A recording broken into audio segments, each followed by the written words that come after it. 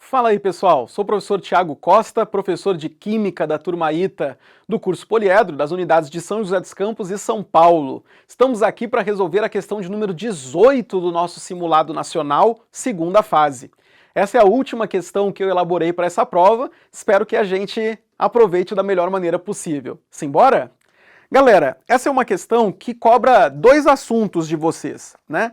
Dois assuntos distintos. Vamos focar no primeiro, que envolve geometria molecular, certo? Uma questão típica de geometria molecular, em que a gente vai ter que analisar, né, montar a estrutura de Lewis daquela substância, daquela espécie química e dizer qual vai ser a geometria molecular dessa espécie. Já deixei algumas coisas prontas aqui, para a gente não perder muito tempo, e para eu focar na explicação daquilo que nos interessa. Então ele pede na letra A, de acordo com o modelo de repulsão dos pares eletrônicos de valência, faça a previsão da geometria molecular das seguintes espécies, esboçando suas estruturas. Então eu peço que você faça um esboço da estrutura, né? Tem aí quatro moléculas ou íons, né? E caso haja estruturas ressonantes, represente somente uma delas. Não precisa se preocupar com representar as várias possíveis estruturas ressonantes, caso seja, né, alguma possibilidade. Então, pessoal, vamos começar pelo ICl4-. Esse composto, né, esse íon ICl4-, ele tem 36 elétrons de valência, né? Porque cada um dos halogênios aqui tem 7 elétrons na camada de valência. Então, 4 vezes 7, 28, mais 7 é 35. Só que ele é um ânion, então tem um elétron a mais, são 36 elétrons. Para montar a estrutura de Lewis, lembra como funciona? Você vai colocar o átomo central, você vai colocar todos os demais átomos em volta do átomo central e vai colocar as ligações e os elétrons de valência nas extremidades. Então a gente vai ter aqui 1, 2, 3, 4, 5, 6, 7, 8, 10, 12, 14, 16, 18, 20, 22, 24 elétrons nos cloros.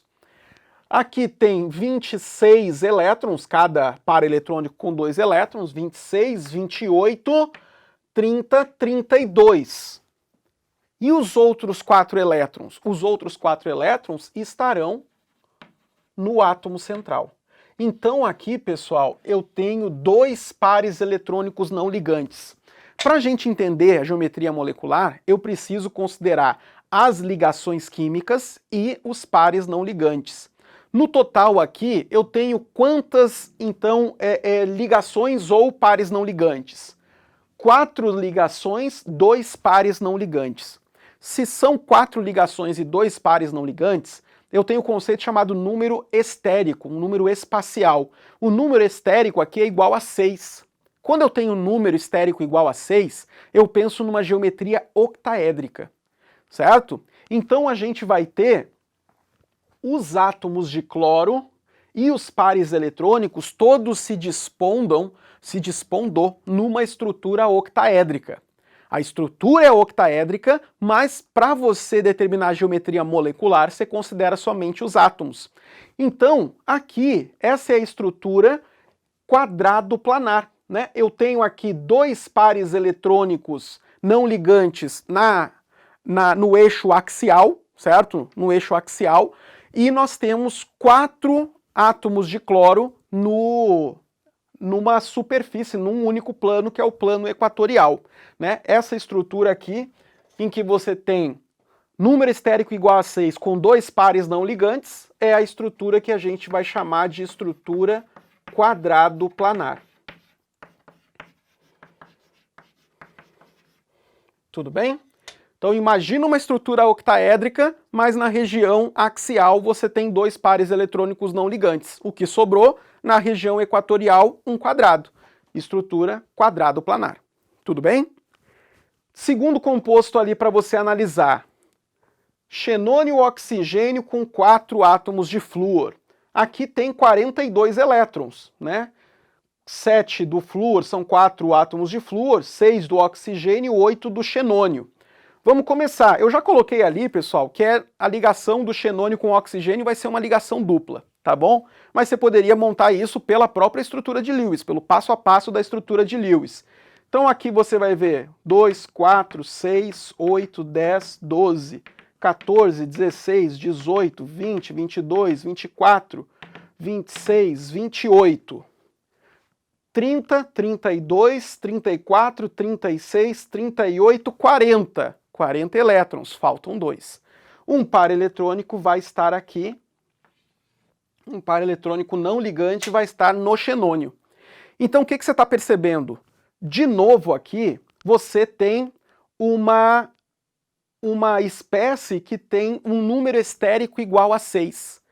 Né? São 6 ligações, lembra que a dupla, nesse caso você conta como se fosse uma ligação só, né? É uma ligação dupla. Então tem 1, 2, 3, 4, 5 ligações e um par eletrônico não ligante. Então a organização vai ser numa estrutura octaédrica de novo. Só que nessa estrutura octaédrica eu tenho um par eletrônico não ligante aqui na região axial. Então a figura que você vai ver se formando é a figura de uma pirâmide quadrada. Né? Você vai ver esses 4 átomos de flúor todos no mesmo plano, no plano equatorial, e você vai ter o oxigênio no eixo axial. Então, o que se forma aqui é uma estrutura pirâmide quadrada. Ou pirâmide quadrangular, tanto faz.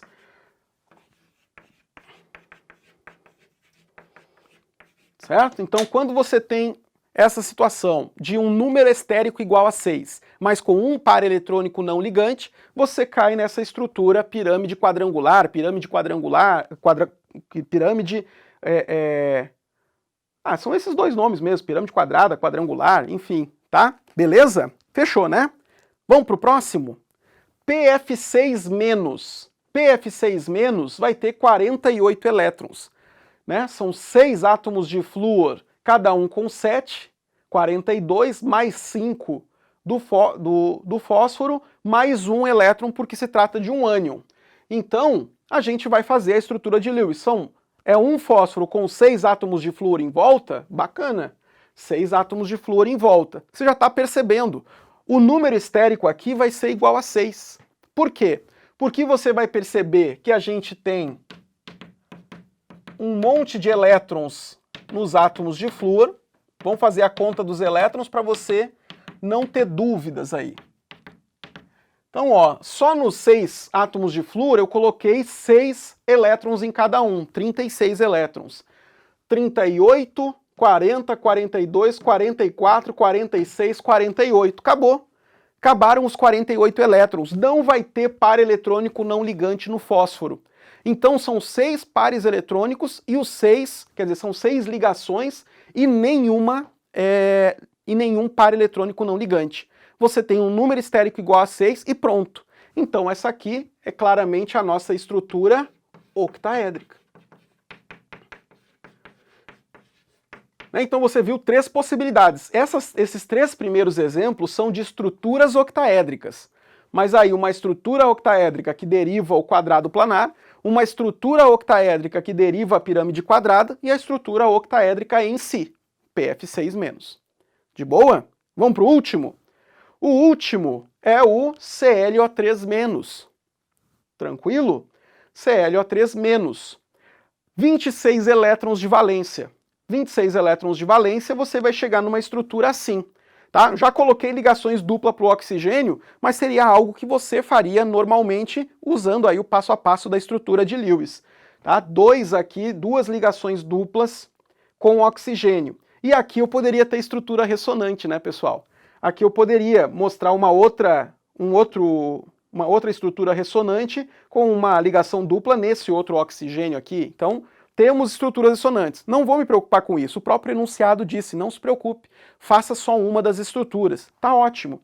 Então, são 26 elétrons. Vamos colocar aqui 1, 2, 3, 4, 5, 6, 7, 8, 9, 10, 11, 12, 13, 14. Não estou colocando mais aqui porque eu já sei que eu sacrifiquei um par eletrônico para fazer a ligação dupla. Lembra?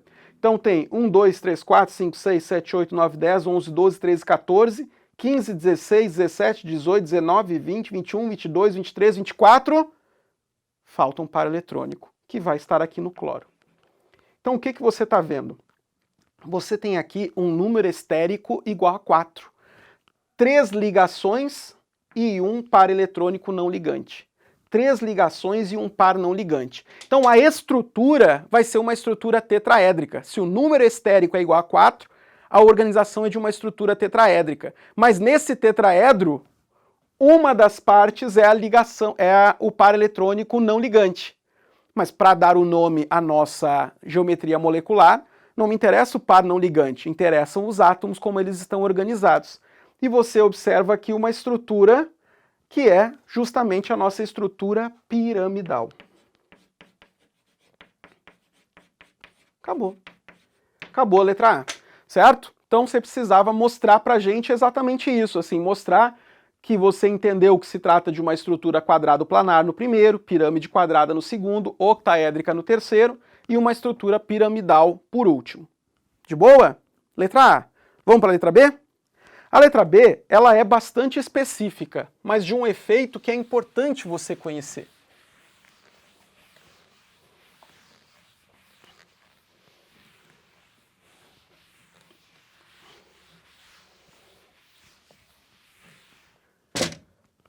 Pessoal, a letra B, ela vai tratar do seguinte. Comente sobre a ordem de força dos ácidos HClO4,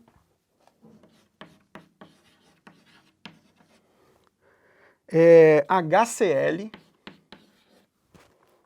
HBr e HI,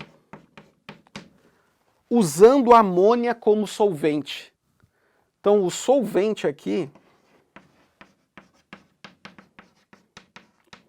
é o NH3. Pessoal, para a gente resolver essa questão a contento, a gente precisa conhecer um efeito que chama-se efeito nivelador do solvente.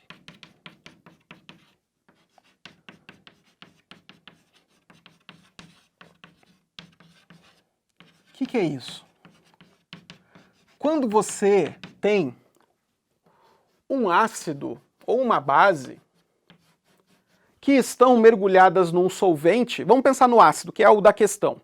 Se você tem um ácido num solvente que é um grande receptor de prótons, ou seja, estamos falando aqui do conceito ácido-base de Brown-Cellauri, se você tem um grande receptor de prótons, alguém que adora receber prótons, o que vai acontecer?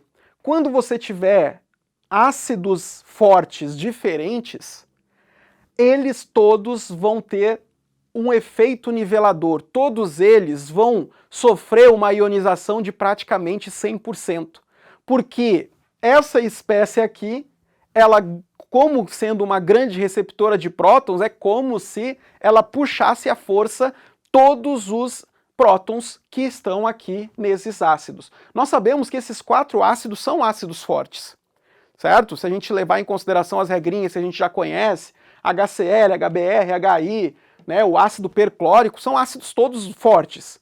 Tranquilo, mas se eu coloco eles em um solvente que é um grande receptor de prótons, todos eles vão ser um tão forte quanto o outro, não haverá um mais forte do que o outro, tá? É bom você saber e pesquisar depois que existe, claro, o efeito nivelador do solvente, mas existem solventes que geram a diferenciação, que aí vai ser o nome efeito diferenciador do solvente.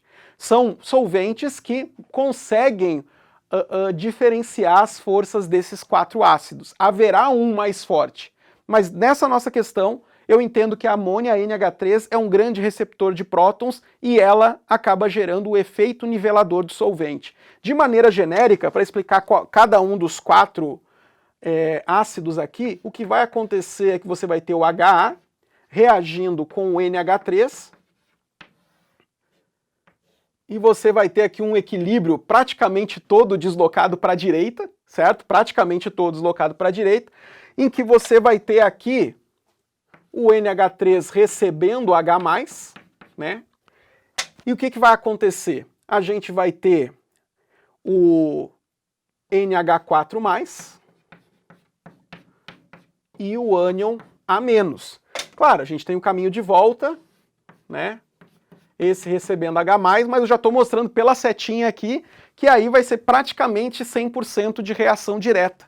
né, por causa justamente do NH3. Então, dois grandes niveladores são a água e a amônia, certo? Água e amônia são bons receptores de prótons e aí você acaba percebendo esse efeito nivelador do solvente. Então, na prática, o que você teria que responder nessa questão? De acordo com o efeito nivelador do solvente, todos os ácidos terão a mesma força.